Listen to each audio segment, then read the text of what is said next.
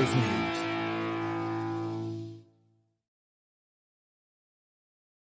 Good evening, Broncos country. Welcome to another edition of Bourbon Broncos No BS. My name is Kevin, and we got David, Spotty, and Jared here tonight.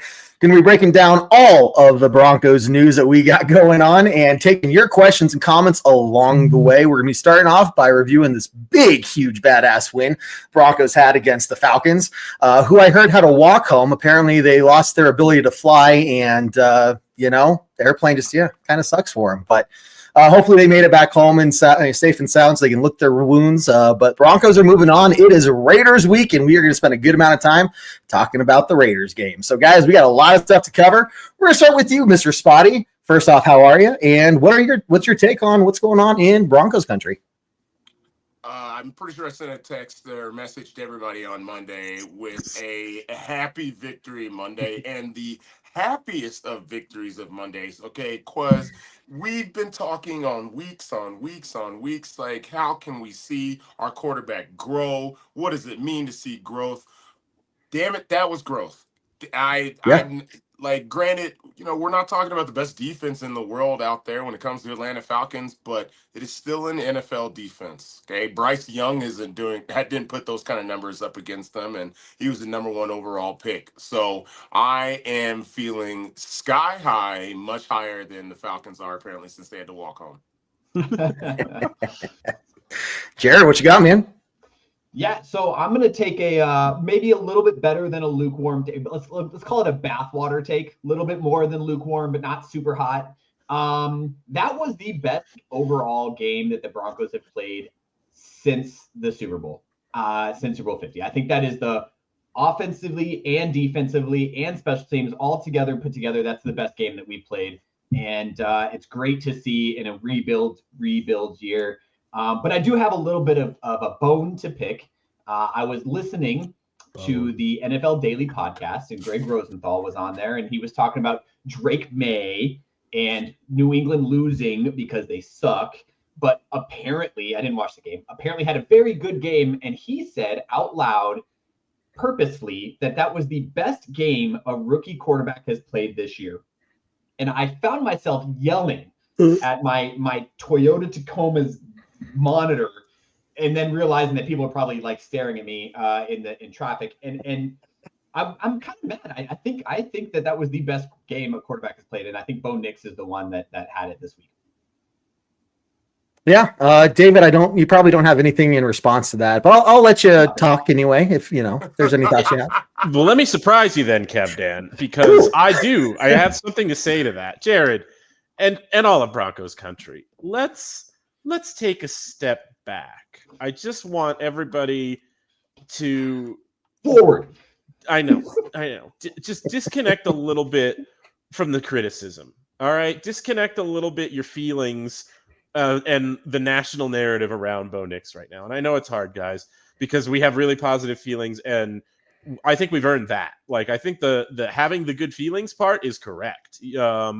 Watching this quarterback improve week after week, play better in the offense, do more of the things that are being asked of him is a good thing. And so even to hear things like, oh man, he's playing so much better in the system and that's why he's seeing success, or, it's not anything special about what Bo Nix physically is able to do. I just take your feelings out. Don't take it so personally, guys. Because I think what we really wanted to see more than anything, as opposed to Bo Nix like vaulting himself into the top 3 quarterbacks in the league conversation this year. Like, the MVP stuff is funny, that's great. The offensive rookie of the year stuff is more realistic. But even that, if you can grant the point that Bo Nix is just like playing better in this offense, and that's why we're seeing so much success on the field right now, I think that also means that this offense will take him to those places. Like, if you get to everything Sean Payton wants to do in his offense, you can be one of those quarterbacks. And so I think that saying that doesn't necessarily mean we've seen Bo Nix's ceiling. And that's what we should remember as we hear the national media talking about him. Just take your feelings out of that and put it back around the bow. I like it. I hear you, David. I hear you, David. And no. No. Well, let me also kind of help temper Broncos country expectations. I know offensive rookie of the year is being flung around everywhere, and rightfully so. I think we can all deserve that. I'm here to tell you right now, Broncos country, the NFL will not allow that happen. And if you're like, but Kevin, he's looking so good, why would the NFL do that? Oh my gosh, guys, let's look back just a little bit. How long did it take Randy Gradishar to get in the NFL Hall of Fame? Okay, whatever. What about Pat Bowlen? Holy crap. I mean, talk about a legend in the NFL and the success that the NFL has had. He was a huge part of it. Now, they waited until he passed away. Only a handful of head coaches have ever had back-to-back Super Bowl wins. Out of all of the Hall of Fame eligible head coaches in that group, there is still one that is not in the Hall of Fame yet. Bill Belichick's going to get in the Hall of Fame before our very own Mike Shanahan. So if you're going to tell me that all of a sudden we're going to go from Bo Nix was the worst pick of the draft to, we're just going to give him offensive rookie of the year, I ain't buying it. So unless just something happens with Jaden Daniels and he just crashes and burns, it ain't happening. I'm sorry, guys. Whoa, Jared, before you go and before we I'm going to toot my own horn here because I believe Spotty said something about offensive rookie of the year prior to this game. He did. All right. Now, that being said, there's a hard part when it comes to offensive rookie of the year, and that's a staple win. As much as blowing out the Falcons seems like it would be a staple win, what people are going to remember is a Hail Mary to win the game. And unfortunately, we're so close to that I think that if someone was to do a vote for offensive rookie of the year right now, it wouldn't be close. I guarantee that Jaden Daniels would probably still vastly be ahead of Bo, no matter the fact that Bo's probably only couple, maybe like 200 yards in total offense behind him, but Ed has more touchdowns. So unfortunately, everybody's still thinking about their head about that long bomb, not realizing that the Commanders have lost back-to-back games since then. So yeah, and I do feel like that discussion would be a lot different had we have won that Kansas City game. Yeah, because then now he does have a long drive, a game-winning drive under his belt against an undefeated team at the time, and it's a different concept. But again, we have a long season left, and there's a lot of other games that are coming up. Again, playing Kansas City again, whether or not they're playing the starters, we don't know. 3 more divisional games coming up, including this week. So there's a lot of time there for him to kind of show up. And again, we're seeing the bell curve of progression for Bo Nix, where Jaden Daniels started up here. He can kind of only go one way, really, and Bo Nix has a much higher ceiling, I think. Well, and it's, and I hate to kind of strike the tone again of I'm just happy to be here, but man, think back to the start of the season and how the uncertainty around the Bo Nix pick, and even among us who were as optimistic as you'll find, probably it was like I don't think any of us thought we would be talking about him in the offensive rookie of the year conversation seriously at all. Never. And so just to be in that place where now Bo Nix's play has forced you to make him in that conversation, that's a really cool place to be, right? Fair enough. That's true. Yeah. Jimmy right here says the focus needs to be on winning and the accolades will come. I don't think I totally agree. The accolades will come. Those are great. Those are icing on the cake, right? But the fact we're winning these games, guys, we're winning the games we're supposed to win, but we weren't favored to win this game. For a full, 5 minutes. And then at the 10-minute mark in the first quarter, all of a sudden the Broncos became favored to win, and it was over from there. So, look, we're taking care of business, right? That Chiefs game, man, I would love to have that one back, but it is what it is. And, they obviously learned from it. They bounced back incredibly well, went back to home crowd, and didn't bat an eye. So, what other things did you see, guys, from the game this last week? I know we're talking a lot about Bo Nix, but Devon Vele, the defense, some of the play calls, there was a lot. Yeah, Spotty. What was that name? Devon Vele. Spotty knows who I'm going to say next, though. I think all of you guys know who I'm going to say next. Oh, yeah. Marvin, that on him last week. Y'all were shitting on him last week. He's not going to be the starter. He's not going to play well. Javonte effing Williams, baby. Let's go. Had a great game. with some help from the offensive lineman, but the team together pulled that together. That's a team. Javonte had a great game. Yeah, no lies detected.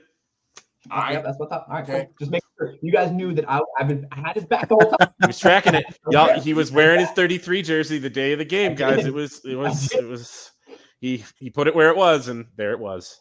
Can we toot the horn for? I mean, I know Audric didn't play a whole lot. He played enough, but the other rookies in this game. So we had Bo Nix, we had Devon Bailey, which I'm telling you at this point, he has been the most consistent of our wide receivers. Like, I'm not saying that he's been the best. Cortland has been the best over the last 5 games, but Devon has. I just feel like every time he gets thrown the ball, it ends up in his hands, or it's I know we're all going to bring it up, so I'm going to be the first person to talk about the bomb, the Devon Bailey over like 3 defenders. Like, it was a hell of a play. It was a hell of a catch. And I just feel like Bailey more and more starting to show up as Mr. Reliable for us. And then, of course, Jonah Ellis getting his, was it 3rd or fourth sack on the year in this game too. Yeah. So, and that's the guy who's coming in minutes after, Benito and Cooper. So the fact that he even gets to the quarterback is great. So right now it seems like the young guys that the Broncos have are really pepping us up, and I dig it. For everyone that's watching, I'm seeing some comments that looks like our mics are at different levels. Not sure what's going on. I started getting notifications from people on last night's show that the sound is kind of weird. So bear with us, guys. Not sure what's really going on. We're not doing anything different on our end, so we'll have to troubleshoot that. If it still was an issue, let us know, and we'll figure out what the problem is and work it in real time. But appreciate that. Spot on, man. Though. Here's what I want to go over. Touchdowns in this game: Lil Jordan Humphrey, Marvin Mims, Troy Franklin, Nate Adkins. Those are our receiving touchdowns. Yeah.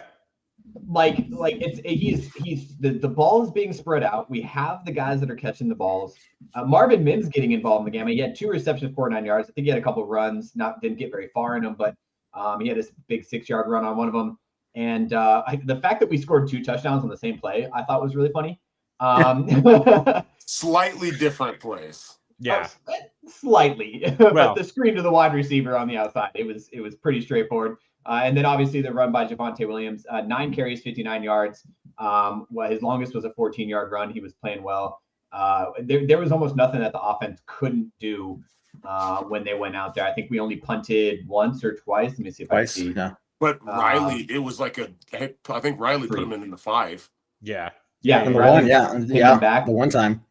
Yeah. So, and then we end up with a field goal on one of them, a 45-yard field goal. Will left. I just think that overall the offense. Now, I kind of want to talk about the defense too. Like, we were all worried, right? And especially we in the tailgate talk, we talked about Key ended up having to play because of what's the Jones. safety? Brandon Jones. Brandon Jones.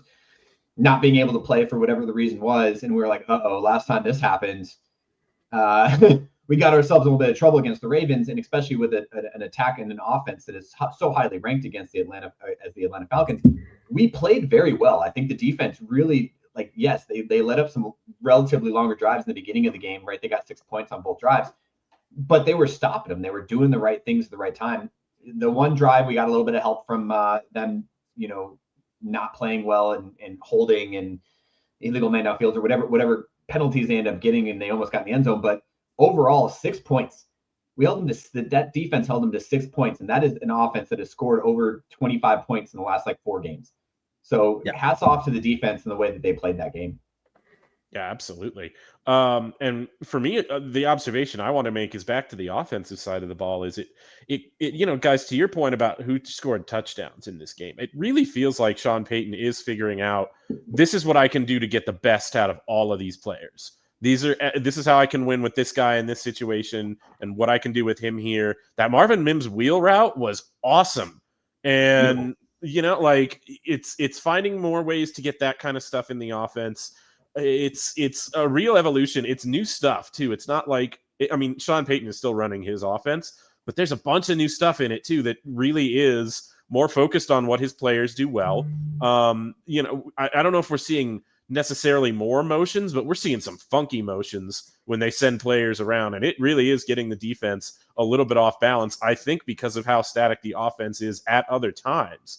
So I think you're really seeing that be an advantage. And if Bo Nix can kind of master those parts of the offense where it is static and it's a pure drop pat concept, and this is, you know, that kind of stuff, it's going to keep unlocking. And that's what I mean when I say I think that if you just keep growing him in this same system, it's not as if there's this like really low ceiling on what he can be in the future, you know? And that's the question, you know, before I think, you know, when we went into the season, the question is Bo Nix the guy?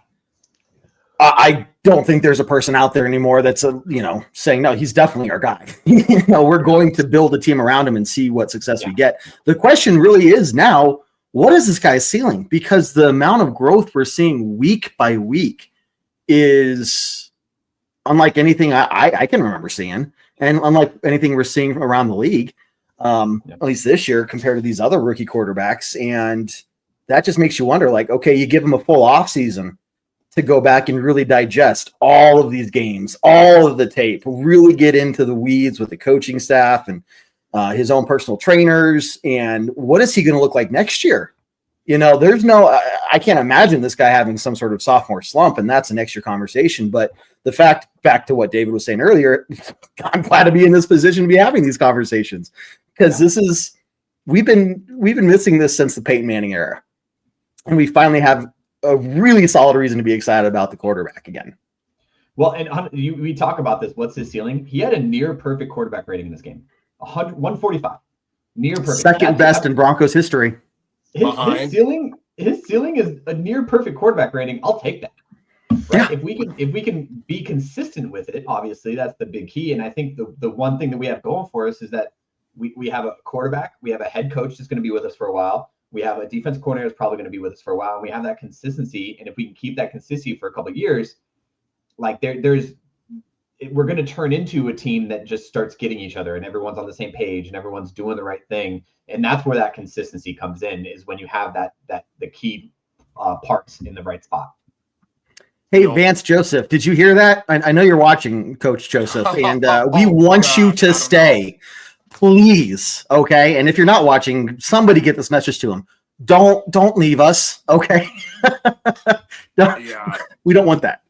I think one of the biggest keys, and this is for just about any team, it's beat the teams that you should beat and stay competitive in all the other games, right? And over the last couple of weeks, minus the Ravens game, the Broncos have shown that, right? So we beat the pants off the Falcons, who have shown in this league that they can put points up on anybody else. And we stay competitive against the Chiefs, which even in that game against the Bills on Sunday afternoon, it was a back and forth game between some of the best teams in the league. So we show that we can compete in the games against the big boys, but we are also just beating the crap out of the people that we absolutely should be, which is different for the Broncos. I feel like for so many years, we were playing down to the level of the teams that we were playing. I think that last game against the Patriots on Christmas Eve of last year is exactly that, right? That wasn't a game that we should have lost, but we're doing so much now to stay in almost every game, and then of course excelling where we should excel. Yep, I love it. And this is the culture change that we've talked about for years now. The change in mindset of, oh yeah, we lost, we're supposed to lose. Like that's the norm around here. I'm not surprised by that. The expectation now is, yeah, of course we won. It's like, oh, we got blown out of the water by the Ravens. Like that is not normal. That's not right. That's not something we're okay with. We're going to fight back from that. We're not just going to roll over and say, cool, we're done. Right. And that's what I was talking about. I was like, what's the resiliency level of this team and the mindset these guys have? They've bought into the Sean Payton system. I had Jimmy here. And with that said, we should win the next 3 games, and Sean Payton now coach those teams. I believe he will not have any letdowns. And he said, like the Patriots game, we'll get to that. The Patriots game last year, he said he lost sleep over. So if anyone beat himself up over that loss, it was him. Go, Spotty. He's talked about this week, he's getting a little tired of hearing all the beat reporters talk about how great Bo Nix is. He went out and, I think I agree that at least a couple of plays I saw Bo Nix, even on this Falcons game, left on the table. And so, there are times in this offense where he just doesn't get to where he needs to get. He's still a little bit, I think a little bit antsy to run. He's gotten so much better at it, guys. And it's so, like, I want to stress how rare it is to watch a rookie quarterback improve in front of your eyes the way that Bo Nix has been doing for us, but it's not all the way there yet. It would be really weird if it was all the way there yet. Keep that in mind, but there are things to work on with Bo Nix still, and Sean Payton knows that, and I'm really glad he came out and said that this week and kind of settled things down about coronating the kid too soon. That's fair. But just one thing I want to say is, like, we talk about it and we sit back, and now that we're 10 games in a season, depending on what team you are, you now realize that Bo has played some of the best defenses in the NFL, right? I watched the talking head that was trying to poo-poo a little bit of Bo Nix, is like, the Falcons get pressure on nobody, so he could do what he want out there. Well, no one was giving him any credit when he was doing average or above average against, say, the Steelers, who shut down the Ravens, or any of the other teams, the Chiefs, who one of the most successful defenses out there. Now that we're looking at the next 6 games, what's the best defense that's left on the schedule? And Chargers? They start their starters. The Chargers, yeah. The Chargers. So we're talking about 1 out of the next 6 games. Do we have an above average defense? Yeah.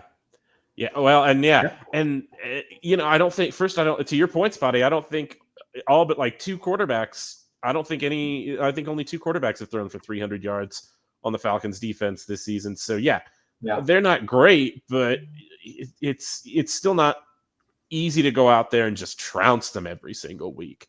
It's this narrative that it's just the Falcons defense. I can't. I think they played better against the Falcons than they did against the Panthers, who had a worse defense. So, very true. Looking at some of this, I mean, let's go back to the very first drive really quickly, because I want to go back to things that Bo Nix and this offense is doing. I mean, right off the bat, we found ourselves in a 3rd and 9. And I mean, how much do we just instinctively as Bronco fans just say 3rd and 9 right off the bat? Here's a 3 and out. Like, oh, great. We're, slow open to the offense again. And then we convert. Okay, that's good. But then we find ourselves in a 2nd and 15. Okay, here we go. Like, that's going to kill the drive. Nope, that doesn't stop them. Right. So right off the bat, we're talking about offense getting a slow start. Not this time. So I don't care if they're getting pressure. I mean, they're getting the job done. They're making the catches, they're getting the plays out there, and it's looking sweet all across the board. Sean, how you doing, man? Says he loved Mims getting more involved again. And we're going to have another Ware Miller situation if we bring back Miller for a retirement final season. And this time be a Miller Benito. I don't know if we'll do that. Miller will retire a Bronco, but Cooper and Benito, I mean, that's a combination that's working out pretty well. For sure. How about Sanders and Benito? Yep. I like that too. This bothers me. Sorry, I don't like it, guys. I don't like. It feels like we gave up on Drew Sanders, inside linebacker, so fast. Way too fast. Way too fast. And like the position that it's like the tight end of the defense. It's one of the hardest positions on the defense to learn, and you just give up on him and try to move him to edge because that's the trendy thing to do. It feels like. And now you've got what? You've got a hugely deep edge room. You've got Jonah Ellis in there now. Who's Drew Sanders going to be taking snaps from instead of just going back to inside linebacker and learning how to do? Come on. Who says that we're not going to take him back to inside linebacker though, David? I would love that. At this point, because we need a coverage linebacker. And that's what Drew Sanders really can do for us. I will say though, every so often, like the interception this week. You see Cody Barton in coverage, and he's in exactly the right position. It's the stupidest thing you've ever seen in your life. He's running step for step in front of Drake London. Like that's a big body out there. That's a big body out there for a pick. Yeah. was the I mean, Saints there was a game, couple. too. There was a He couple of like- times in the first 2 drives, Drake. They did take advantage of that inside linebacker versus Drake London process with the slant. It was but- McMillan. McMillan. was was getting McMillan. his McMillan, lunch right. handed to him. a Well, he little was giving by him that Drake outside London. shade too. It was really weird Bro. how they were playing it. He's freaking 6'5". What do you Yeah. do? McMillan's what? Freaking 5'10"? Right, and that's why they move him into the slot so often. It's a great match, but man, they found it with McMillan. He's not that Hey, big. But it got shut down in the second half. I feel Yep. like Drake Yeah. did. didn't I mean, do much, after the so- first 2 drives, it got shut down completely. Like Mhm. they figured out, they adjusted and they figured it out and it worked out. You saying they made an in-game adjustment? What? All Dude, all that year, the halftime defense has adjustment. been actually, yeah. all They've year, the been doing defense it. actually. Other than the Ravens game, I think that's the only game that, and again, it was just a bad matchup for us. but- Yeah, they just don't have the size to match up with the Ravens up front. It's just like Yeah. I don't think it's on the team, honhonestly. But anyway, No. we're not talking about that game. That was like Yeah, but, We're but not. in Right, general, we're to give credit to the coaching staff, we give, like we were talking about, like we always give credit to Bo Nix, and yes, is the game slowing down for him? Yes, he's finding the receivers, he's finding the open receivers, he's delivering the ball where it needs to be. There was a couple mistakes, but give credit to the coaching staff. The play calling was on point. Defensively and offensively, the play calling came in clutch. And you could be mad all you want about the screens, right? Why are we running screens inside the end red zone? If John was on, I'd be giving him so much shit right now because that was his biggest complaint last year was, why are we running screens? There's too many people. It's too many people up front because we're in the red zone. And then now it works twice. When it works, it's obviously brilliant. When it doesn't, you're like, what are you doing? But obviously, whatever it is, it's working. We ran Yep. a lot of screens. This was the most successful screen game that the Broncos had. I would even make the argument that I would say probably 4 or 5 of our explosive plays ended up being screens. So of course, there was the 2 touchdowns of Mims and Franklin. There was a screenplay to Audric where he hurdled the guy that ended up getting called back there's another screenplay by, I think one with the little Jordan Humphrey, and then there was another one that went to Javonte that went for at least 10 plus yards. So there was a couple of screenplays in it and it just worked out. They haven't been successful in any other game, but I think one thing that's a real big thing currently for the Broncos is the fact that defenses have to pay attention to Bo running the football, because on his scouting report for so long, they didn't talk about how athletic Bo was. They're like, Bo's semi kind of athletic, and then the next thing you know, the guy's got 300 yards rushing for the season right now. So I think there's a couple of things that are playing in the Broncos' favor now, and potentially for the rest of the season, that they can take advantage of because of the athleticism of Bo. That might open up these screenplays, and dang it, actually, they might open up some plays downfield just because one person looking at for him makes things a lot easier for us. Yeah. I mean, the best part about those screenplays from an offensive coordinator position is that you can line up those 3 guys out there. Kudos to the coaching staff and the practices they run. No illegal man downfields, right? Right. But 2, you can line up in that position 2 wide or 3 wide, and you can run a screen or you can go deep. And now the cornerback is going to have to decide which one they're going to let up. Right. And obviously you're going to try to let up you don't want to let up the deep ball, and they're going to play further back. And then that opens up for the blockers to get into position to be able to get those down. So it really opens up so much if you could be successful in both. And so far we've shown that we can. Yeah. This is great, guys. This is a good conversation leading into the next week's game here. David, do you have any closing thoughts on this week's game as well? Well, I wanted to talk a little bit here about Humphrey. And listen, I get it, guys. He has the fumble that he almost, he recovers himself, so he saves himself from having another absolutely, ridiculously bad play. But man, Lil Jordan, talk to me, because if we can just eliminate that play specifically, I think you're a really good third receiver for this Broncos offense. I think we talked about that before. You make a couple of even that play ended up being a good play because you recovered that fumble. I think that was like a 3rd down conversion, or like it was a 2nd and longer than 10 conversion that he made. So yeah, and he had obviously he was running with Bo step for step when he rolled out on that and on that 41-yard touchdown strike. He can find his way into the right spots in this offense, and that's why Sean Payton keeps him around. But you just gotta cut out the silly stuff. Get that out of the game. Get it out. Love it. Jared? So since you let David go first, normally he's the one that put a damper on everything. Let's fire up. Like, we have a team right now that is absolutely killing it. And yes, we have 2 losses in a row. One of them was a tough one. We come out, we swing hard, and we hit, right? And now we're going into an easier part of our schedule, and there's so much potential for the rest of the season.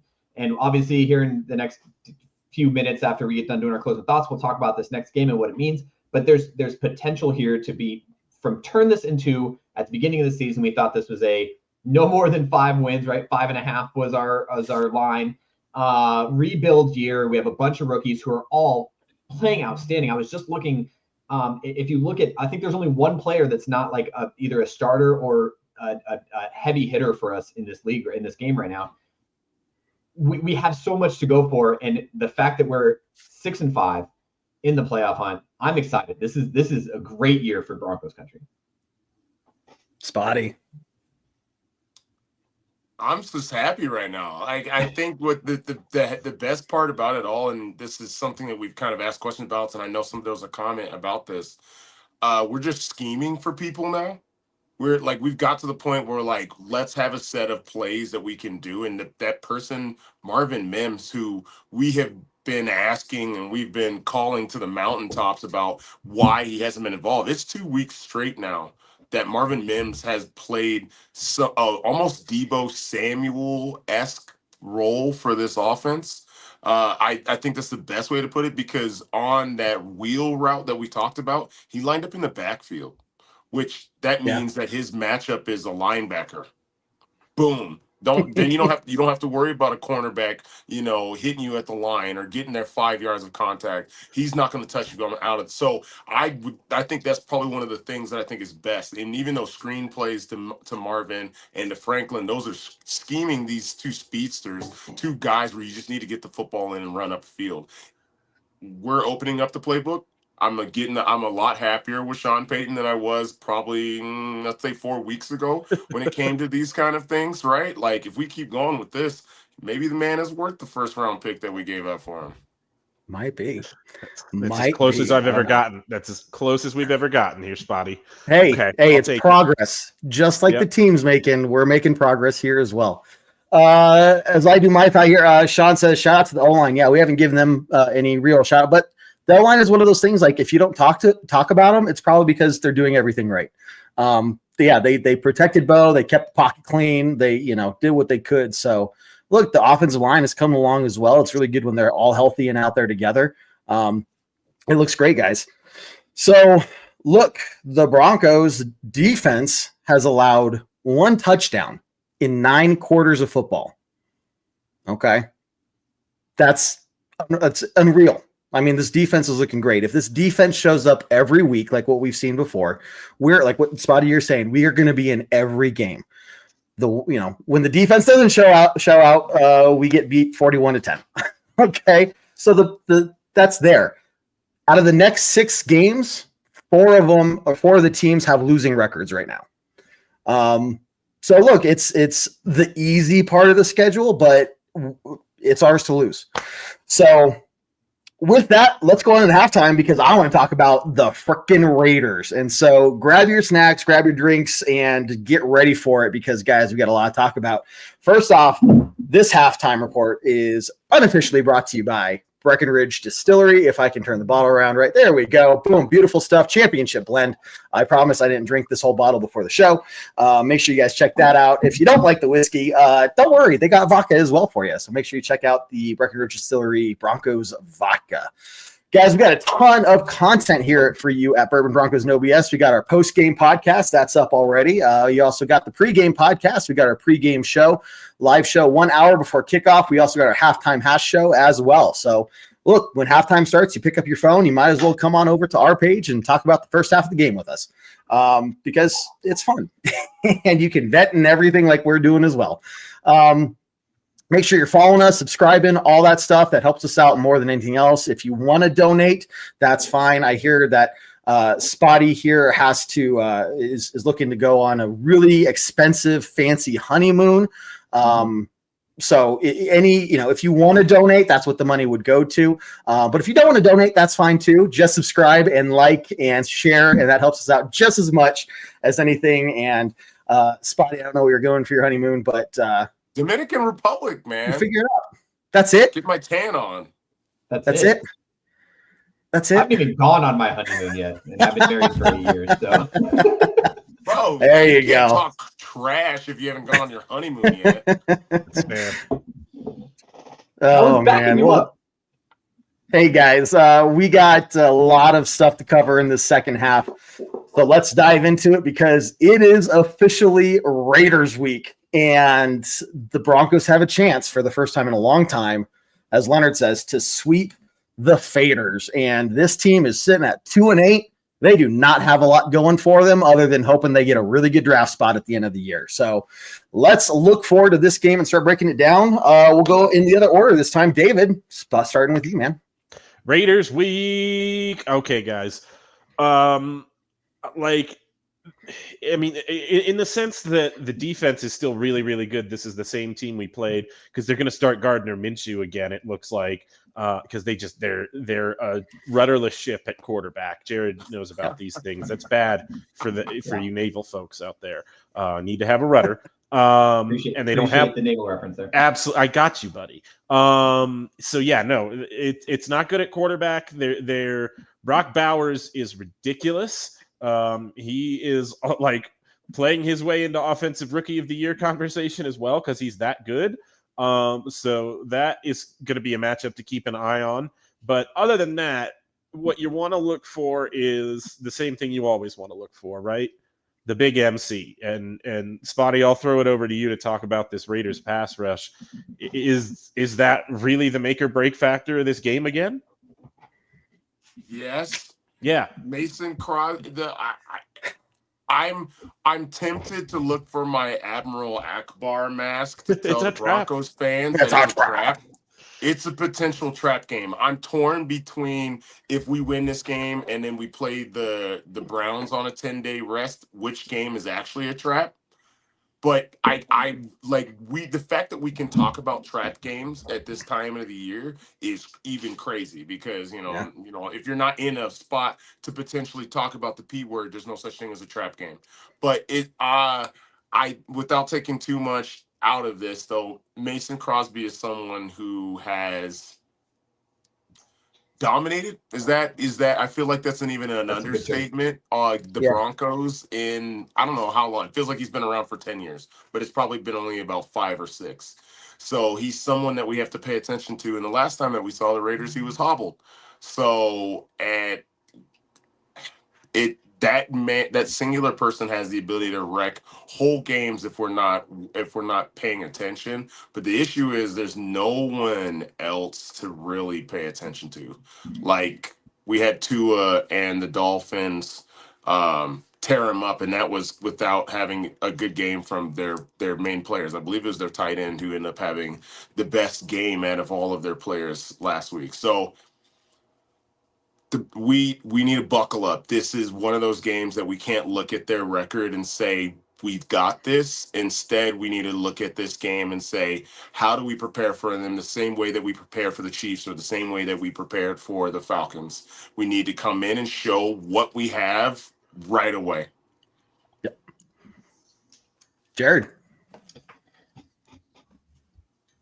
The Las Vegas Raiders. I almost said Oakland. I don't know. I always do it. Oakland? I might have said I don't think you did, but I almost did today. The Las Vegas Raiders are 31st ranked defense, 30th ranked offense.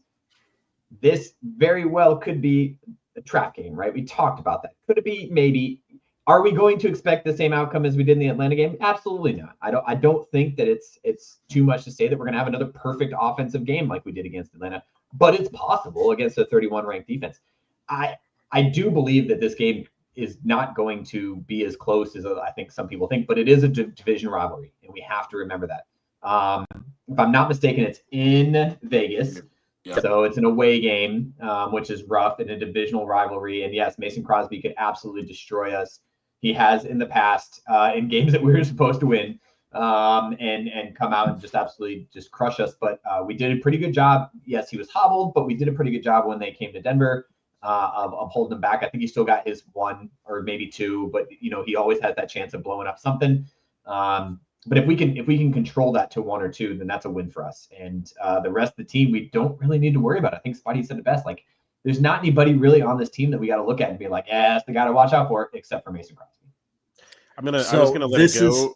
I was gonna let it go, but you're all doing it. It's Max Crosby. Yeah, I was gonna say Mason Crosby was the kicker. But still, Max Crosby. Yes. Either way, it's true though, and he does back it up. If he ever became a Bronco, I wouldn't complain. But for the time being, no, yeah.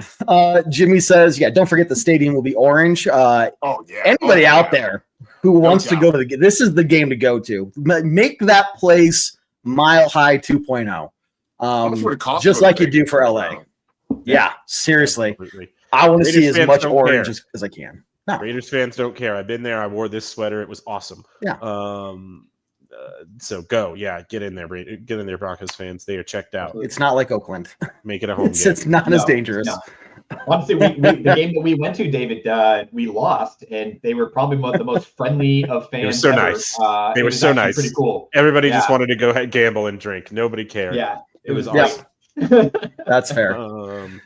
But this is another situation where we could see, and where we're going to be looking for, are the Broncos going to play down? Or are they? I don't expect them to, right? But this is a situation where if they go in there and they're kind of, like, okay, this is the Raiders, whatever we got, we're fine. That could spell trouble for them. I'm not going to say it's going to spell a loss for them, but that could, put them in some hot water, put them in a hole they have to dig out of. I don't know, but Jared, your spot. I mean, if we go out there and we start doing and showing what we can do right off the bat, this is a game similar to this one where it may not be blown out of the water, but I like where we're sitting here. It's kind of hard to talk about it when there's not many names where you're just like, this is also a trouble guy we need to watch out for. We also need to talk about this guy and that guy. So it's interesting. Are we supposed to get anyone back this week? I think Sanders, is he supposed to come back? Potentially, I think he has to come back. Otherwise, his window was opened up a week and a half ago, and so he only has 21 days. We might get Reynolds back. Reynolds, though. Yeah, Reynolds was another one, depending on his injury from the shooting thing. But maybe Jones too. Brandon Jones too. That's the other maybe one Jones. This is an incredibly healthy football. Last minute. He was kind of a last minute. Dan, you better knock on that desk, sir. Right. How dare you say that? No. Get out. I said this is okay at this. I have the capability. No, we're done with that. Good. Oh man. Wow. That was too close. We got it. We caught it in time. Thank goodness. Contained. Put a small box over Kevin so we can't get out. And all right. So I'm gonna pull him back from timeout if he's learned his lesson. Let's see. Okay. There it is. No. Okay. Oh, he's probably back. Oh, sorry. Learn my lesson. Let me rephrase that. I am very happy that we have the right people to have turned the situation around from where we have been. We also have an ownership team that is willing to fork out $500,000 additional every year to replace the field halfway through the season in name. So it's not just that we have rich owners. Okay, whatever. We have rich owners that give a crap. And they are not afraid to spend the money. So you look down the pike, and this is becoming a team that is very quickly going to draw free agents towards us. Not immediately, and we still have to work through the rest of the Russell Wilson cap situation, right? But teams are, if Bo Nix and the offense keeps doing, I mean, people are going to want to be a part of this. They're going to want to keep driving this forward and start off with, when this thing is just getting going. So almost everything at this point is looking as good as it could. I like that. And what's really weird is us having these conversations. It was probably a couple of weeks ago when we're like, man, what if we had a couple of extra explosive pieces on the offense or something like that? Like, that's a luxury talk. That is an absolute luxury talk. Like maybe we're one draft away with like a couple of players to be competing on a regular basis. Yeah. Yep. And I wonder if the reason that Sean Payton, we haven't really had any of those letdown games this season, is that Sean Payton is just kind of shitty and wants to be like mean to like, he wants to just like go out there every week and take these teams that he sees as lesser teams and just kick the shit out of them. Just run fake punts against the Panthers in the fourth quarter and stuff like that. Is it just because he really just wants to be like, fuck you all? You talked about me being a TV analyst all last season. Now I'm going to show you. And maybe the team, he's just like, for the team, it's just like, oh, like, better not let coach down. I think he means it. Like, yeah, he went for it on 3rd and 4th down, and he threw it both times. Yep. Yeah. And so 2 things. One, we have to clip that for later. But 2, I think, especially in some of those in the Panthers game for sure. I really think it was just him going to the players, like, guys want to have fun. Like, the plays he's running are just like, hey, guys want to have a fun time. Yeah, maybe. Like, let's go out there and play, like, just enjoy our game, like enjoy what we're doing, which is part of that culture build. And they're out there having fun. They're having a good time. They're enjoying the time. Beat the snot off the Falcons, and now we go through the rest of the season, and everyone's playing together and playing for each other, and it's just kind of cool to see. I like how Sean says it here. Hopefully last game was our team finding their identity, and the Baltimore game was a reminder that nothing is given to you. So, yeah, lessons learned, and how do you take that forward, right? Jimmy says Raiders are hurting at wide receiver as well as quarterback. They just signed another wide receiver. I don't know who that is. Anybody? Anything of note? Nothing. I am not. I've been not. We'll dive into it on the pregame podcast. That's a hook. I like it. There's no iTunes, Spotify out there, so it's like, right? Yeah. Cares about. iTunes, Spotify, Google Play, Stitcher. Make sure you check it out. All those places, guys. Vegas giving the Raiders a 44 point. Huh? Did you just say giggle play? I'm almost certain I heard you say. Did I? I might have said giggle play. Yeah, that's what I thought. Okay. Trademark reasons. I can't say, the actual name. Jared and I have giggle play sometimes, but it's a little bit different. I've known that for years, and that's fine. I'm a little jealous that I'm never invited, but I've made my peace with it. Well, too much ha-ha, pretty soon boo-hoo, Kev Dan. You know how it goes. Let's see, Jimmy. Bill Belichick said he was impressed with the Broncos, especially since he said we are missing several players due to salary cap issues. Exactly what I'm saying. We're finding the talent that we had. Like, I think a big part of the first half of the season was, let's see what these guys can do. Let's see what they're capable of. And now we found ourselves in a position where it's like, wow, we have a chance to really make a push for the playoffs.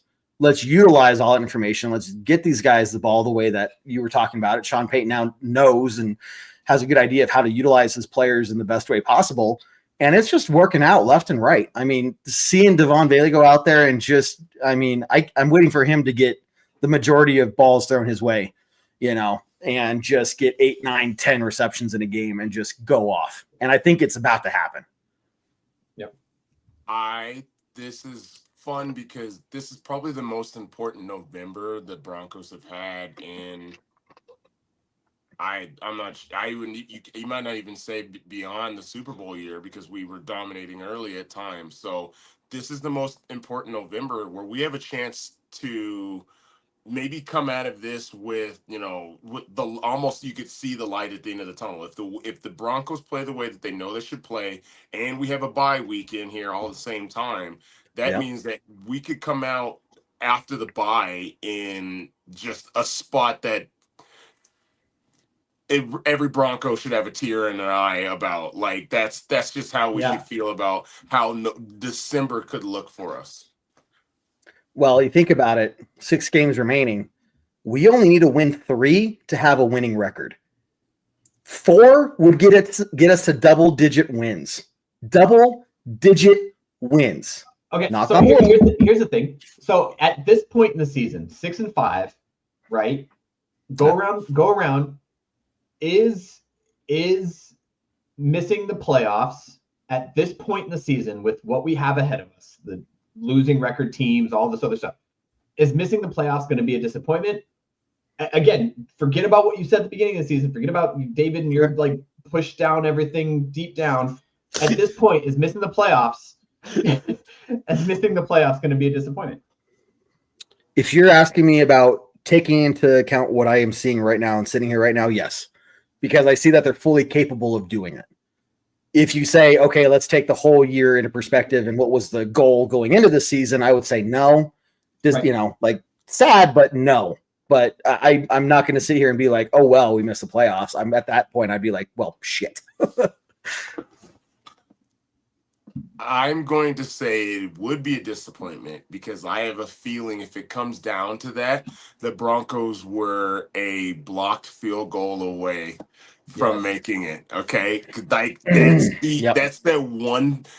I feel like knife that's in the gut right now. With just looking forward, that we are one blocked field goal away from potentially making the playoffs. So that's the only reason it would be a disappointment.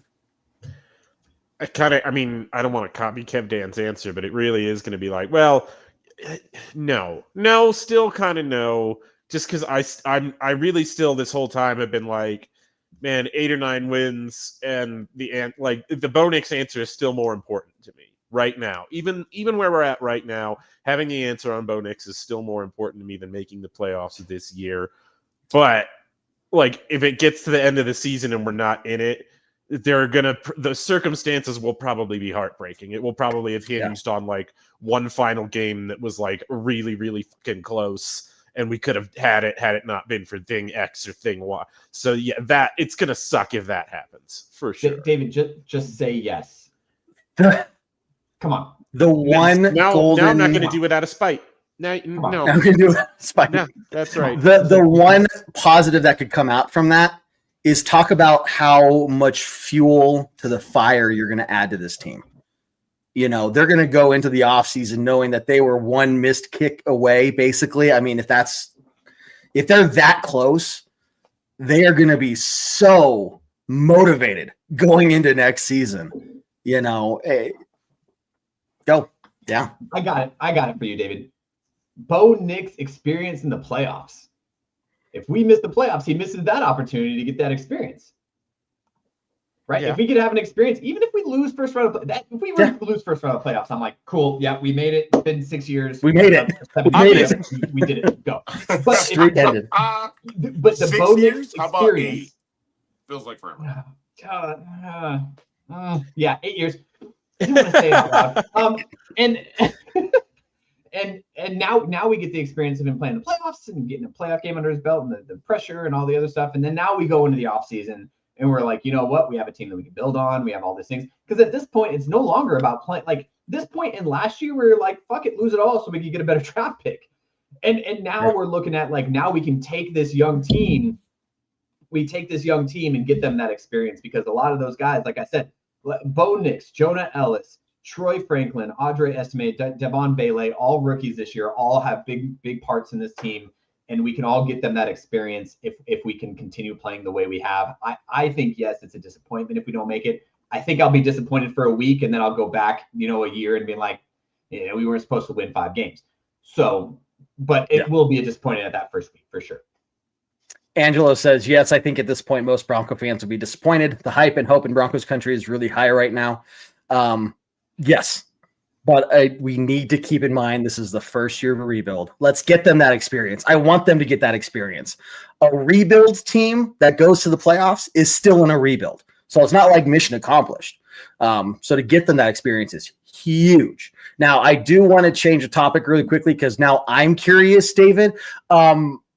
Did you paint that picture behind you? Because you could have said yes right there. I was hoping you did.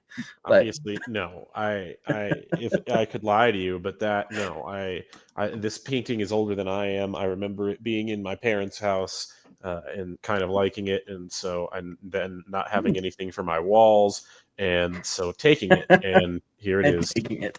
Yeah, no, I love it. That is not David's my painting. like, what ship? The only ship I know is friendship. Friendship.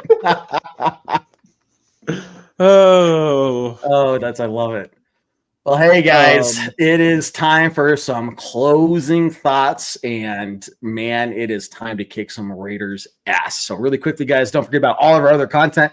Check out the pregame podcast later this week, as well as our game day shows. We'll be live 1 hour before kickoff. You are not going to want to miss it, as well as halftime. Check out Breckenridge Distillery and buy some of their championship blend. It'll make you feel like a champion in no time. But I don't know. Jared, let's go with you first tonight, man, just because you picked up a drink and I wanted to, inconvenience you. I'm just kidding. What you got, man? Yeah, so I normally wait for everybody else to go so I can steal their thoughts, but I'm going to have to create my own here. I'm just really happy to be where we are. Like that game, again, I can say it. It's the best game we've had in 8 years. Best overall, just offense, defense, everything came together. It feels really good. It feels like everyone's moving in the right direction. The mistakes were limited. Can we do the same thing against Raiders? Absolutely. And I think if we could get a big Raiders win, like just a sweep them for the first time and for how long, but B, just absolutely go out there and beat the living shit out of them in their own home field. I would just absolutely love it and make my week and probably make the rest of my year regardless of what happens. So I'm excited for this game. I'm super stoked. Sean's closing thought is another perfect week from Mr. Consistent and number one in your heart, Michael Frabroni. That player, man, does not get talked about enough. Our long snapper, yeah. See, Spotty, you don't even know the team. No, long snapper, man. You gotta know the long snapper. Was it Mitchell or Michael? I'll look him up. Hold on. No, Mitchell, Michael. His last name's Bourbon, and he always does it right. But what are your closing thoughts, sir? It is Mitchell.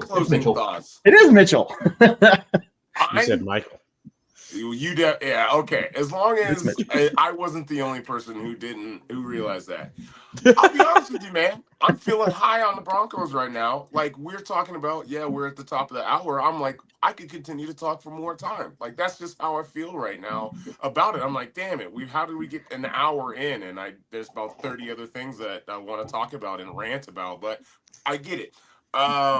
This game is almost integral. Like we've been looking at the season in 3-game parts for feels like a couple of weeks now. We're like, hey, if we go 1-2 in these games, if we go 3-0, and we've come to a point where I can look at it. The next 3 games are the Raiders, the Browns, the bye weekend, and the Colts. Correct?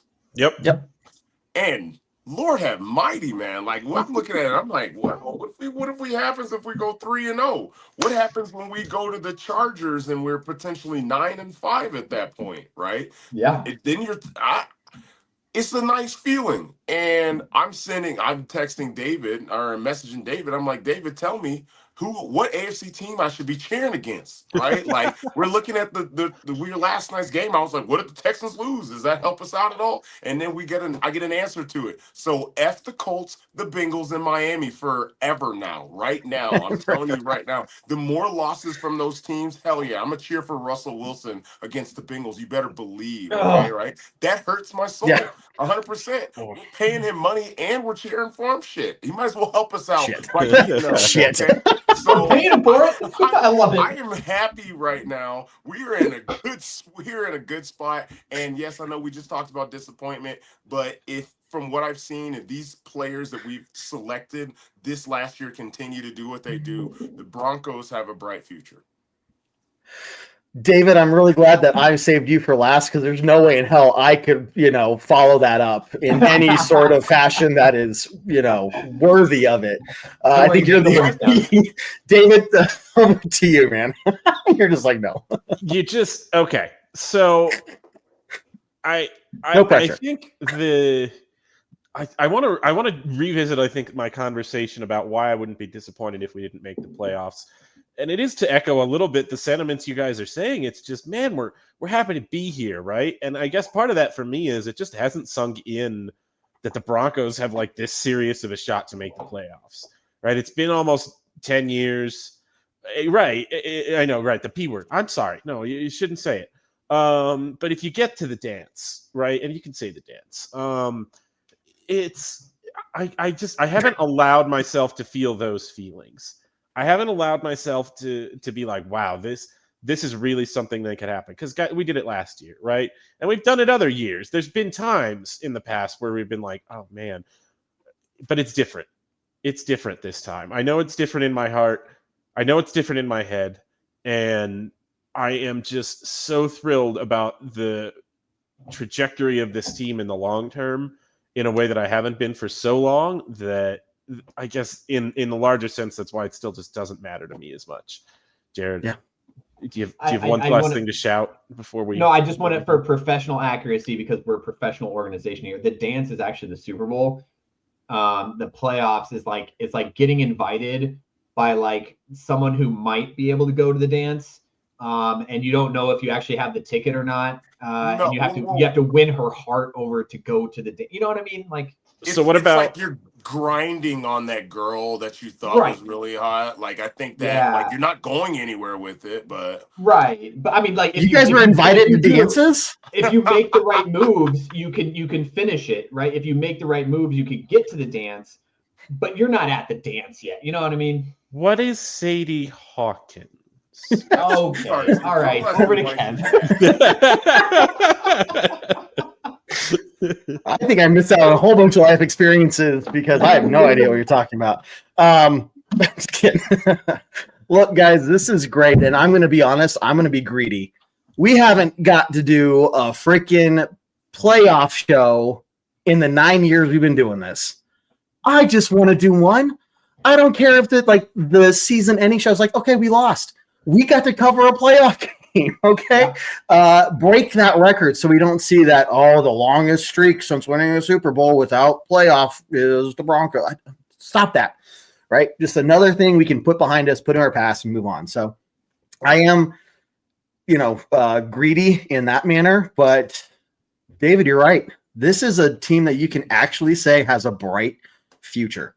And without, you can take your blue and orange goggles off and say, yeah, it's still just as bright. This team is getting nationally recognized. They just got to keep it up. And it starts, again, with this week and the Raiders and taking care of business. So as long as they keep that up, man, we're going to have another great week of commentary, from us going to everybody watching. Any other? Let's see. Keep us winning. We pass the Chargers for second place and be the number 5 or 6 seed. So, look. It's not that we're even in the hunt right now. We are placed in the seeds right now, and it's great. Sean, thank you very much for that, man. Again, we do this show for you guys. We're going to keep doing it for you guys. So, Jared, David? No, I'm going to let it go. No, I'm going to let it go. No, do it. Correct me. It's okay. Correct me. What I do. Thank you guys all for showing up. Gary, Sean, Jimmy, Andrew, Angelo, lots of you guys for checking in on us. Really appreciate it.